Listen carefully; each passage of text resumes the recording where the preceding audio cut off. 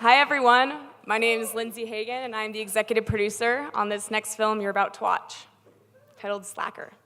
Now, I'd like to start out by showing you all an image. I want you to think about your initial reaction to this. Don't lie, it's crazy, right? Who in their right mind would throw their body off a cliff? Think about their kids, their wife, their children. Now, what about this? As a child, we're taught to dream big. You're taught you can achieve anything. You can fly if you want to.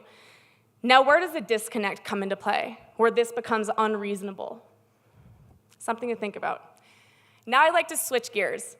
Here I am at my 23rd birthday party. Some of you might recognize this place up in Gold Hill. Whiskey drinking and swing dancing. I want to point out one of my best friends, Harrison Fast. He's the one in the black onesie laying on the floor. Harrison always wears a onesie. He is by far one of the most unique, extroverted people I've ever met. He really stands out as a leader in our group of friends. Harrison's a speed flyer, a highliner, a climber, a ski patroller. Some of you might even deem him an adrenaline junkie. But he's more than that. Harrison's one of the kindest, most charismatic, compassionate people I've ever met. You can see it in his eyes. He has influenced every single one of my friends in the most positive, respectable way. So shortly after my birthday, Harrison and I split ways. He took off for the French and Swiss Alps. Here he left with a team of speed flyers to fly amongst some of the most beautiful peaks in the world. It was truly a dream trip.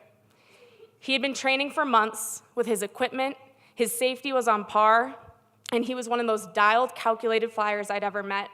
In fact, he got some of our friends into their first flying experiences. His trip would be truly amazing. Around that same time, I embarked on a journey of my own. I set out for New Zealand. Here I'd walk 3,000 kilometers on the world's newest thru hike, the Te Aurora Trail. This was a turning point in my life. It gave me a lot of time to think and reflect and redirect. I decided to quit my job in ad sales. This is when I decided to pursue a future in storytelling.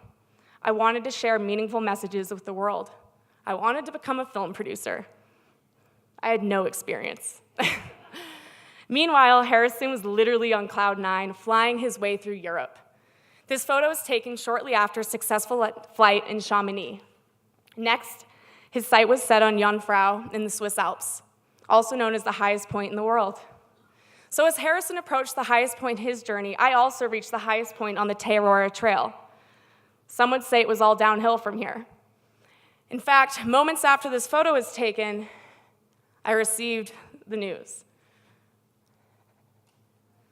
Unfortunately, Harrison had an unsuccessful flight from Jungfrau.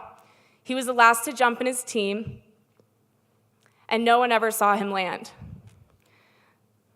Bad weather had just come in, and while the rest of the team was able to be rescued, the efforts failed when it came to Harrison.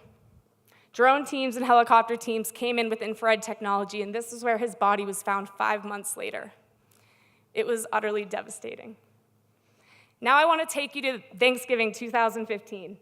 Harrison took me to this location. Some of you might recognize it. It's the Fruit Bowl, just outside of Moab, Utah. It is one of the most breathtaking places I've ever set foot. But what really sets this place apart for me is the people and the community it attracts. Base jumpers, highliners, acrobats, yogis from all over the world gather here every Thanksgiving and form one of the most beautiful support systems I've ever witnessed. The energy is magnetic. I'll never forget my first day at the Fruit Bowl, hearing one base jumper ask another what the total casualty count was for the day. This blew my mind. It made me realize that these people had a very unique, peculiar relationship with death, perhaps a greater appreciation for life. Then Red Bull reached out to me when I returned from New Zealand. I pitched them on the idea to demystify the base jump and highline community. I wanted to show them what I'd seen through Harrison's eyes. So in his memory, I returned that following year to the Fruit Bowl. And no, Harrison was not there physically with me, but I had the pleasure of bringing Max Lowe, our director, and our DP, Skip Armstrong. My first production was underway. I was inspired, to say the least. Everywhere I looked, Harrison was around me. His energy, the sparkle in his eye, his smile, you could see it in this community. It was electric. I felt empowered being there and surrounded by him. So here I am today sharing this story with you. In fact, it's the first time I've shared the story behind this film, and there is no better place to do it. My hope is that with this film, you can learn that these aren't just a bunch of crazies that make up this community, but perhaps they've tapped into what it means to truly live.